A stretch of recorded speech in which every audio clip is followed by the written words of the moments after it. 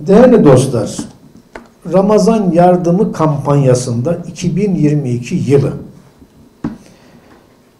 ülkemiz başta olmak üzere 83 ülke 273 bölgede toplam 139 milyon TL bir yardım yapıldı. Bu yardımla 2 milyon 150 bin insanın gönlüne dokundu. Evet, 83 ülke, 273 bölge ve 2 milyon 150 insana ulaşıldı. Bu yurt içi ve yurt dışında. Vekalet yoluyla kurban noktasında milletimize son derece müteşekkiriz. İtimatları devam ediyor ve bu artarak her sene biraz daha fazlalaşıyor. 525.550 hisse kurbanlarını bize emanet ettiler. Bu kurbanları da yine 81 il ve ilçe merkezlerinde olmak üzere yurt dışında 82 ilçe 375 bölgede 21 milyon 897 bin 917 ihtiyaç sahibine ulaştırıldı.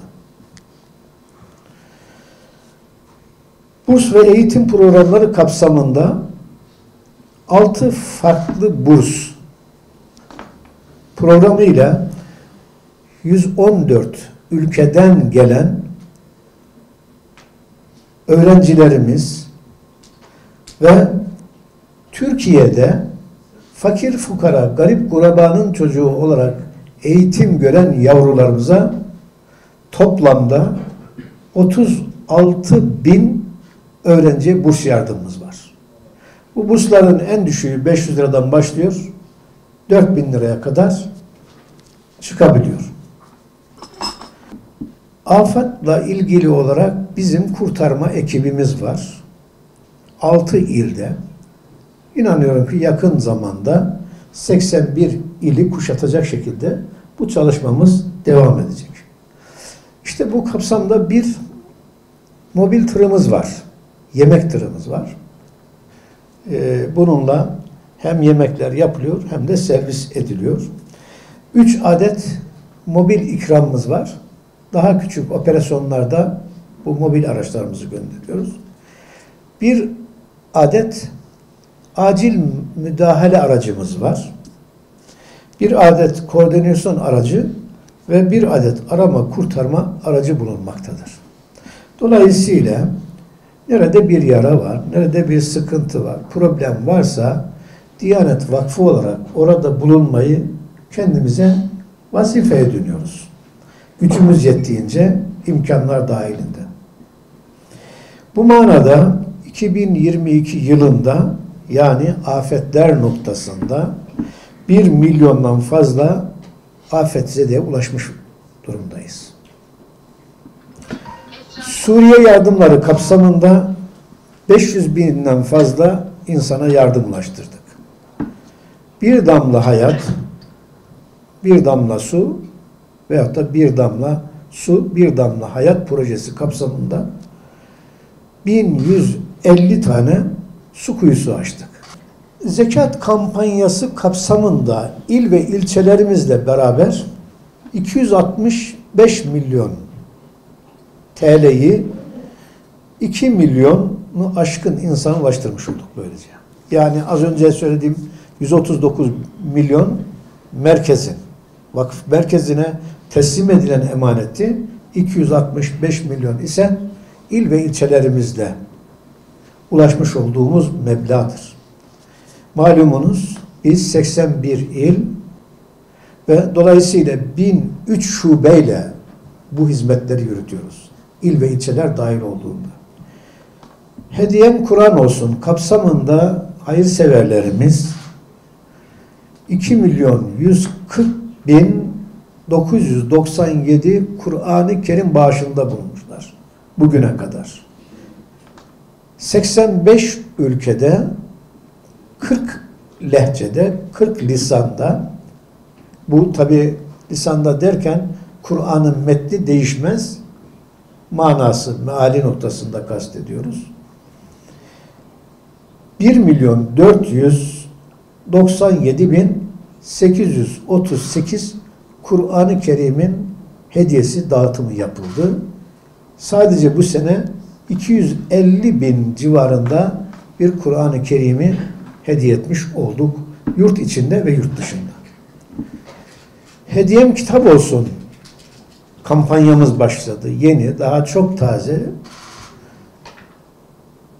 Ama çok taze olmasına rağmen bu kısa zamanda 36.000 kitap hediyesinde bulunmuş olduk. Yani 2-3 aylık bir meseledir. Dolayısıyla vakfımız 81 ilde, yani Türkiye'ye yönelik olarak 81 ve ilçelerinde 3 milyona yakın ihtiyaç sahibine ulaşmış oldu. Geriye kalan noktalarda da yurt dışında.